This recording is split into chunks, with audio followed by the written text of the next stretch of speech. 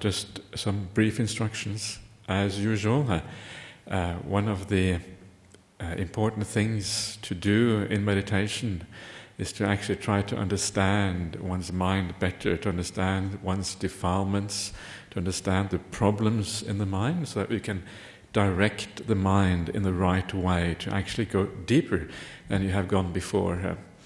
So, as always, you start off the meditation by finding a certain sense of calm and peace. And once the mind is relatively calm and peaceful, you gain much more clarity about what is going on inside of you. You have some idea what is happening, and you start to be able to see the mind with more perspective and more clarity, which is very useful.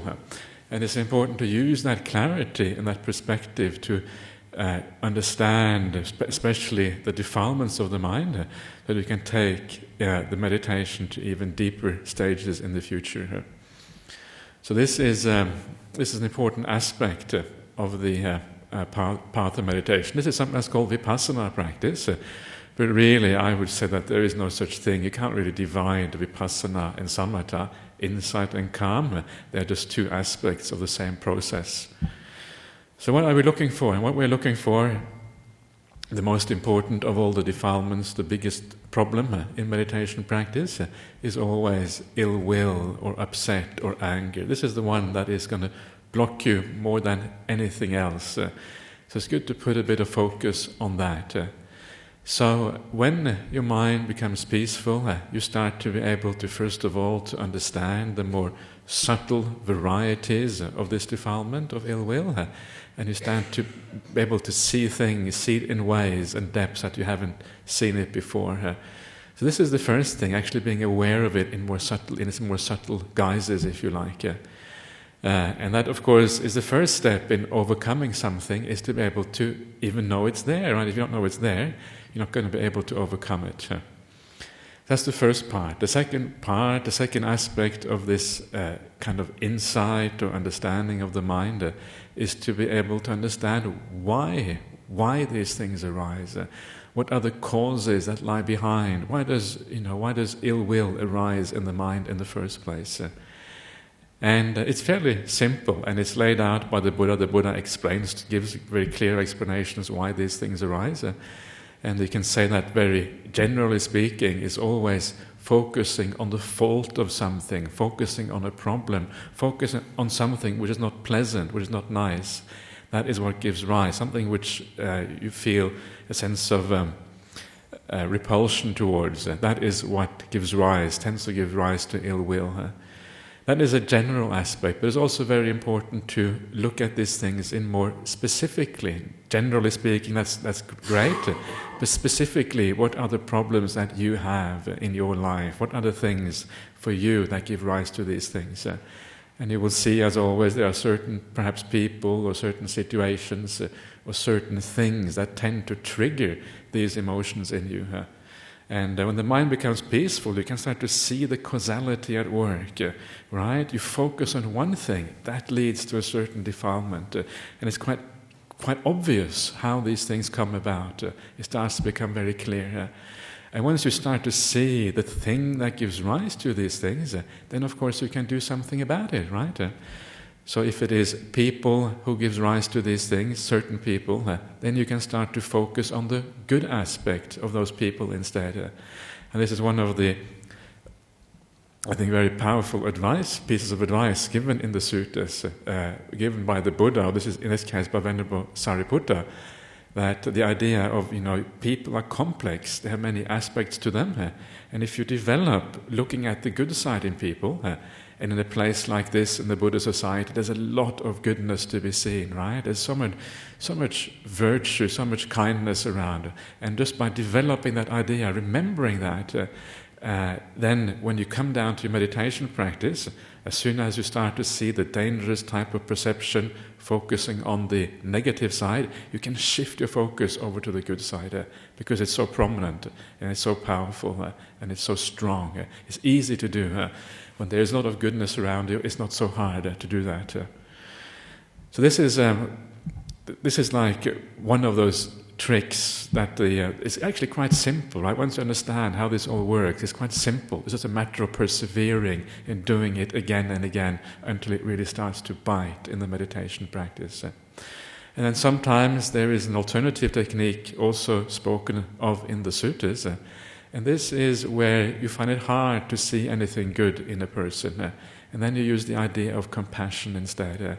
You say, you understand that somebody who doesn't have any good qualities, they are somebody who is moving towards suffering very, very rapidly in their life. And when you understand that somebody is creating suffering for themselves, that's what they're doing, right? If they have all these negative qualities, they're actually creating suffering for themselves. Wow, they must be deluded. Nobody wants to create suffering for themselves. It means they're treating themselves like an enemy. Basically, enemies want to create suffering for you. Now you're creating suffering for yourself. You're treating yourself like an enemy. Somebody who treats themselves like an enemy because they're deluded, because they don't understand, they are worthy of compassion, right? How can you not be compassionate towards somebody who does this kind of thing?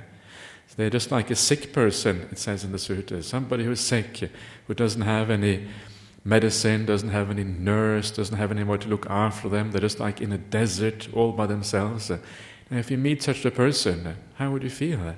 And you would give rise to compassion, because this person, there's nothing they can do. They're going to die. They're all by themselves. There's nothing they can do about it. And this is exactly the same thing you do with somebody with bad qualities.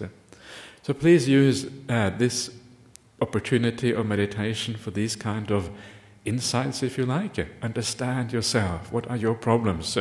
And then you can take the meditation even deeper than you have in the past by understanding these issues.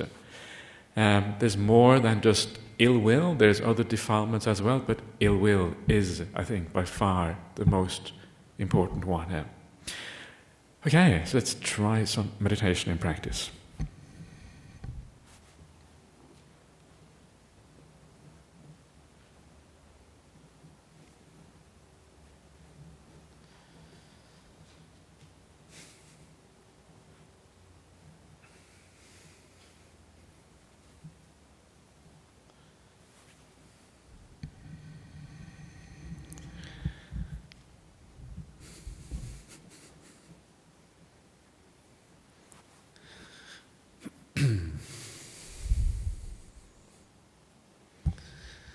Okay, so as always, I always recommend people to start focusing on your body, to make sure, first of all, that you are comfortable, that you have no pains and aches, that there are no kind of obvious problems with the way you sit or whatever.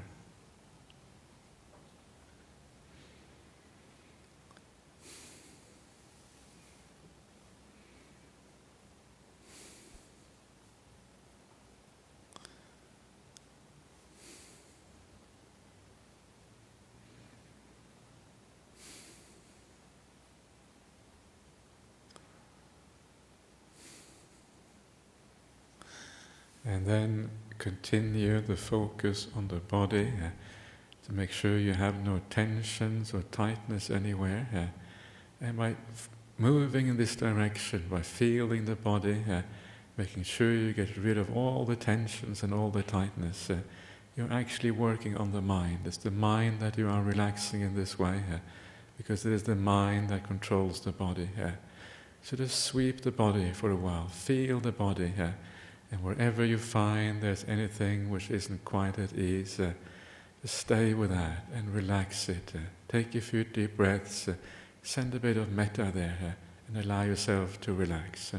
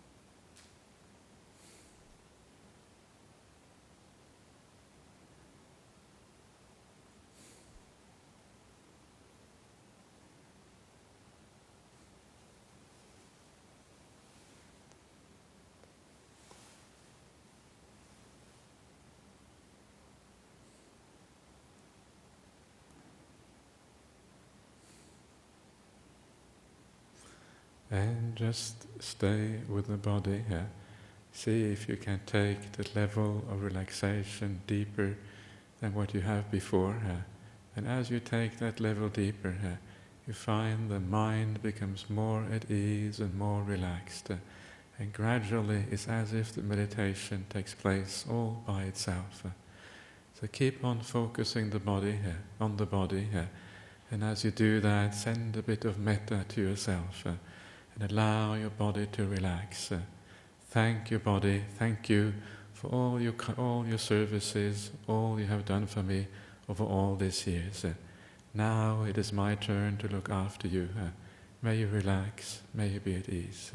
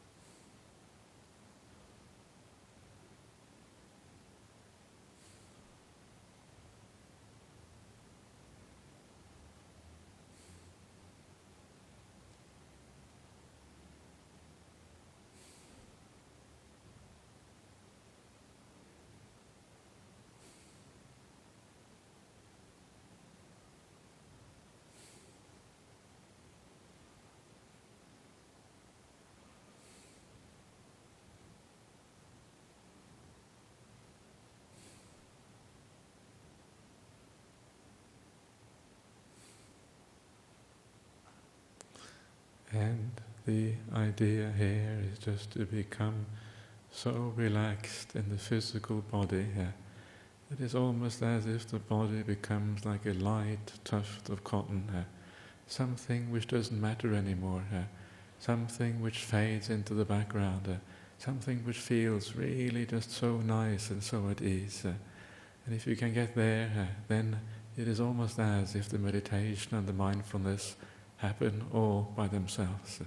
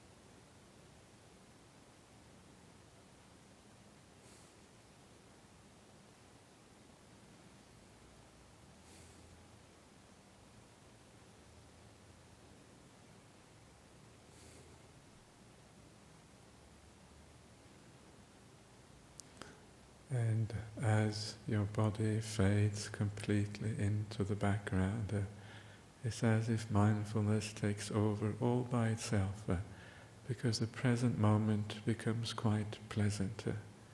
And just learn to hang out in the present moment, not doing anything at all, just learning this nice and beautiful non-reactive awareness, where anything that happens is okay. There's no judgment, there's no good, there's no bad, there's no right, there's no wrong. Just awareness of what's happening right now. And right here, you can start to get some insight into yourself, some understanding of how your mind works.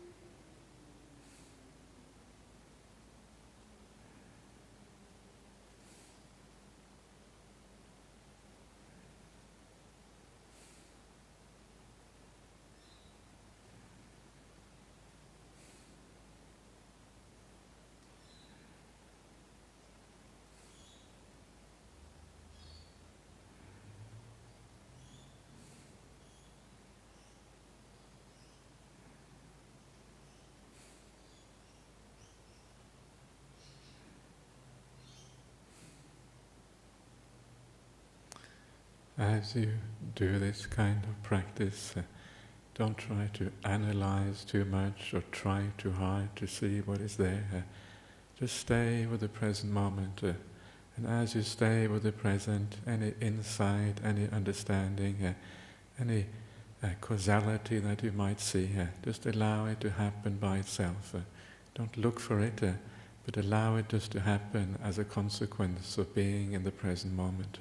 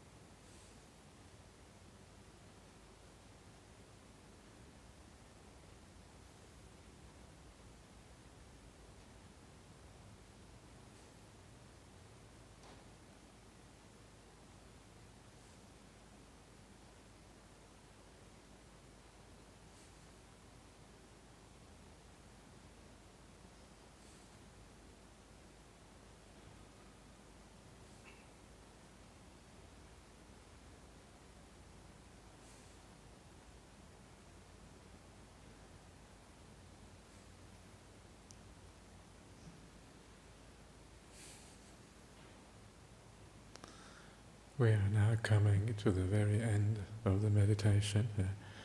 So now please feel how you feel.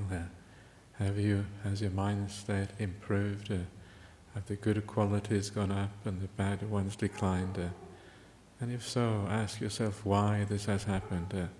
What have you developed? What perceptions have you developed? What things have you let go of? What is the process that has got you to where you are now?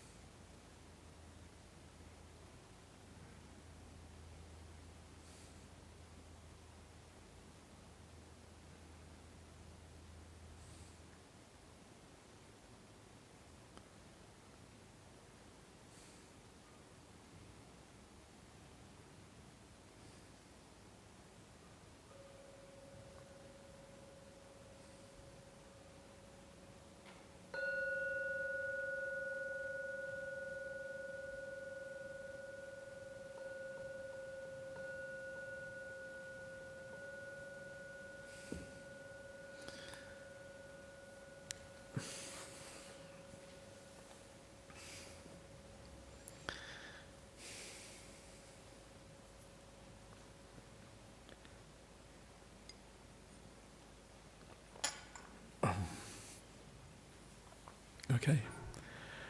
Are there any questions or comments that anybody has? No? Okay. Nothing. Everybody happy here? Yes, internet? Yep, sure. Yep. So, okay, so we have one question from overseas, from the Maldives. Wow, okay. Upol from the Maldives. Okay, so I love walking meditation. Where do we need to focus the mind during walking meditation? I have a small space of about 8 feet. Is that enough? Okay, so where do we focus on walking meditation, and how large should the space be? 8 feet is probably a little bit on the small side. Probably good to have a little bit more than that. Because you barely get started before you have to turn around. So usually they often recommended that maybe you have something like maybe up to 30 paces perhaps is quite a good length for walking meditation. So about 30 paces. If it can't be that long, you can go shorter. But then it's also recommended probably to walk more slowly if you have a very small space. So what do you focus on during walking meditation? And the answer is that you can focus on virtually anything. There's no kind of right or wrong. It's just like sitting meditation. One very standard thing to focus on if you like to do walking meditation is the sensation of your feet as you walk. So you just feel the whole sequence of sensation in your feet as you do your walking meditation. And this can give rise to good samadhi, to good stillness in the mind if you do that. If you're able to do that properly, and you prefer that to watching the breath or just being silent in sitting meditation, great, you can do that. That's a good thing to do. So this is if you want to do more like the stillness side of things. But walking meditation is also good for doing metta, for example. If you want to do a bit of metta practice, it doesn't go as deep, perhaps, or as deep as it can go during sitting meditation, but it's good to learn to perceive things, to perceive people and the world in such a way that metta can arise. So you can just walk back and forth and you can do a bit of metta meditation. Or if you want to mix up the sitting and the walking, then very often there's no need to do anything at all. You don't have to do anything when doing walk meditation. Just walk back and forth. Just enjoy the peace, right? Often when we do sitting meditation, sometimes it doesn't work. You feel a bit stressed, tense perhaps, or sometimes after sitting for an hour you feel aches and pains in the body, and you just need to do something else.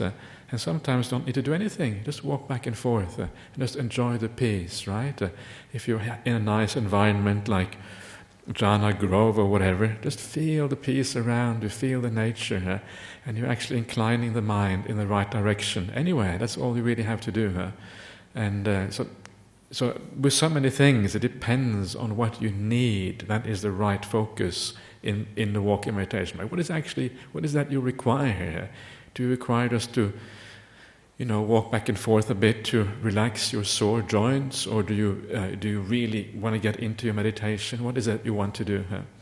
Another thing which walking meditation is good for is to do various types of reflections, right? When you walk, because of the movement of the body, there also tends to be a natural movement of the mind as well. The mind moves quite easily, more easily in walking meditation. It's not quite as easy to get as still, and you don't get as tired either. So you can do things like death contemplation while you do walking meditation. This can be very powerful and very useful. If you do it in the right way, it can give rise to incredible peace.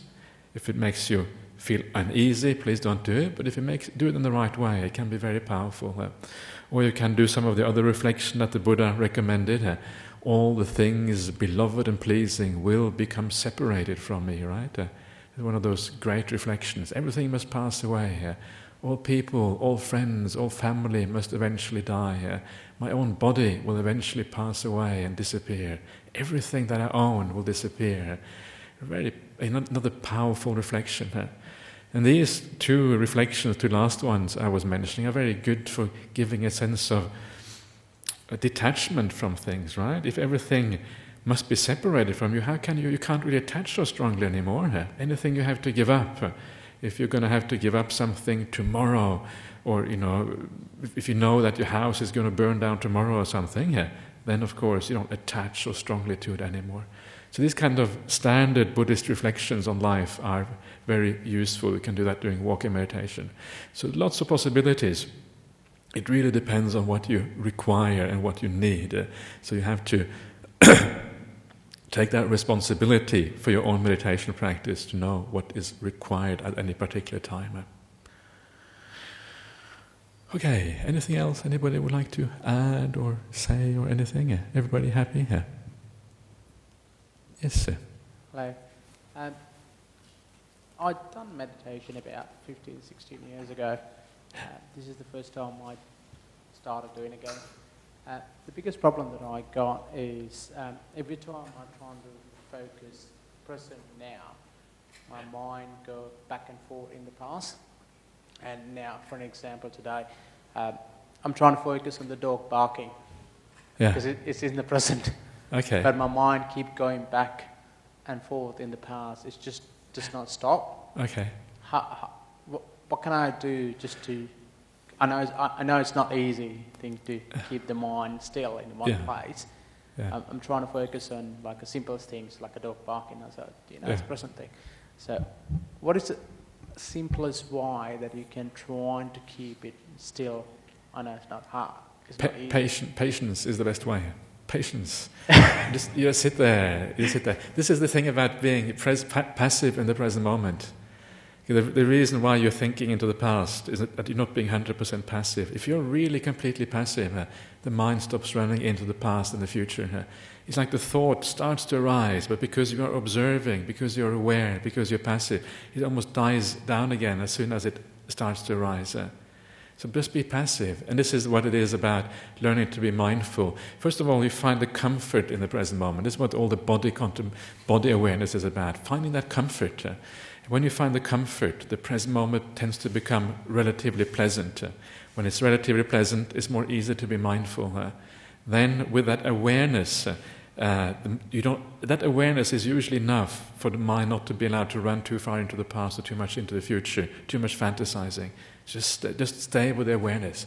It's actually quite hard to do, right? Just to be aware is quite difficult to do. Just being there, and that's why you just do it a few times, and after a while you learn more how to do that. But in the end, the final way and the real way for actually attaining that present moment awareness, where you don't go into the past, you don't go into the future, is to give rise to joy in the meditation practice. Joy, all of these things are making the present pleasant, relaxing the body, feeling at ease, feeling good, when you get joy in the mind, it's even more powerful, pleasant feeling, and it's much, much easier to stay present once you have that, because the present is happy. You don't want to go into the past. Past is more suffering, present is more happy, right? So this is kind of the real goal of all serious meditation practice, is to find joy in the present moment. Then you're really on the right track. And this is going to work sometimes often it's not going to work. Sometimes you have to go on a meditation retreat to be able to access these kind of things. But when that works, that's really very, very powerful. Thank you. Okay.